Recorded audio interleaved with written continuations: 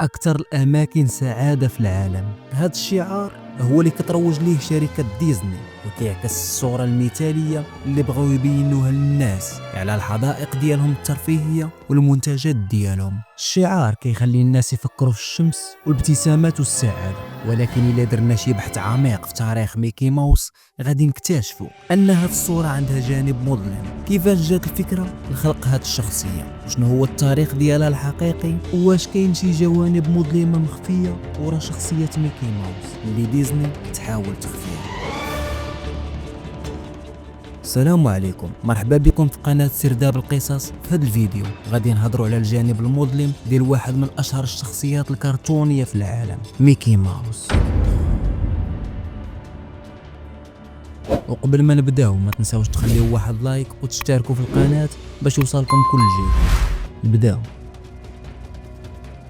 في 1927 والت ديزني خلق شخصية سميتها أوزوالد الأرنب المحظور، ولكن النجاح ديالو ما طولش حيت استولى عليه الموزع ديالو تشارلز مينز وحرموه من الحقوق ديال الشخصية. هذا الحدث كان ضربة كبيرة لوالت ديزني وكان بداية ديال التحديات الكبرى اللي كيواجهها في مسيرته المهنية. من هنا بدا ديزني يفكر في شخصية جديدة تكون أكثر ابتكار وقادرة تجذب الانتباه ديال الجماهير.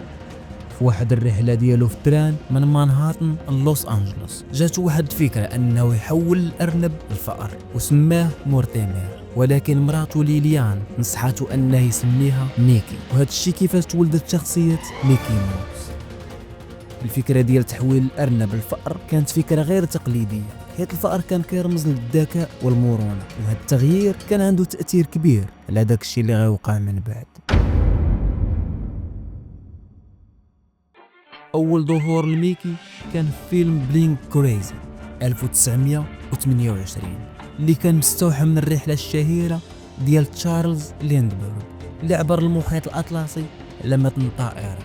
ولكن النجاح الحقيقي ديال ميكي جاي من فيلم ستيم بونت ويلي في نفس العام اللي استعمل الصوت لأول مرة في الرسوم المتحركة وحقق نجاح كبير في أنحاء العالم.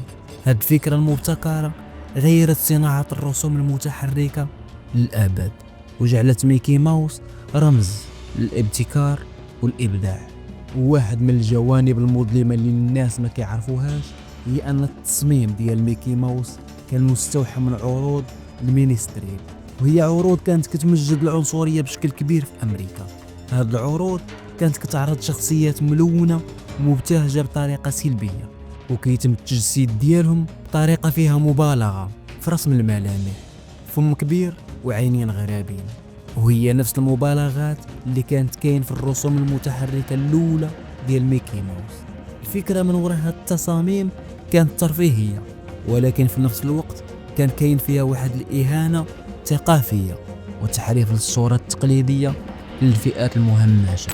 في الأول ميكي ما كانش عنده هاد الصورة البريئة اللي كنشوفوها اليوم، كان شخص ماكر وشرير في بعض الأحيان، وكان في بزاف من المرات كيواجه صراعات فيها العنف والمكر.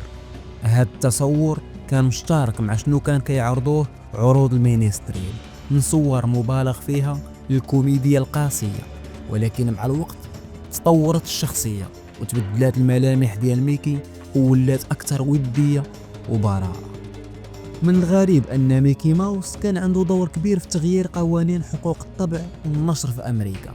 في البداية كان من المفروض أن حقوق الطبع والنشر ديالو تسالي في 1984، ولكن ديزني ضغطت على الحكومة باش تبدل القوانين، وفعلا حصلت على تمديد من 56 سنة ل 75 سنة، ومن بعد ل 95 سنة في 1998. هذا الشيء خلى ديزني تحتفظ بحقوق ميكي حتى لسنة 2024، وبالتالي قدرت تحتفظ بحصة كبيرة من الأرباح ديالها، وما كيسمحوش لأي جهة أخرى باش تستعمل الشخصية ديال ميكي ماوس بدون إذن. وبالرغم من أن ديزني باغية تحافظ على الحقوق ديالها، إلى أن العديد من الأفلام ديالها مبنية على قصص كانت في الأصل جزء من الملكية العامة بحال الجميلة والوحش وساندريلا.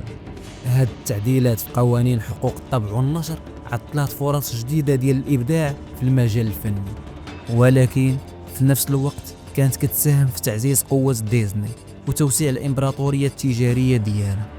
من ورا الصوره الزوينه ديال ميكي ماوس كاينين بزاف ديال الفضائح اللي الناس ما عارفينهاش.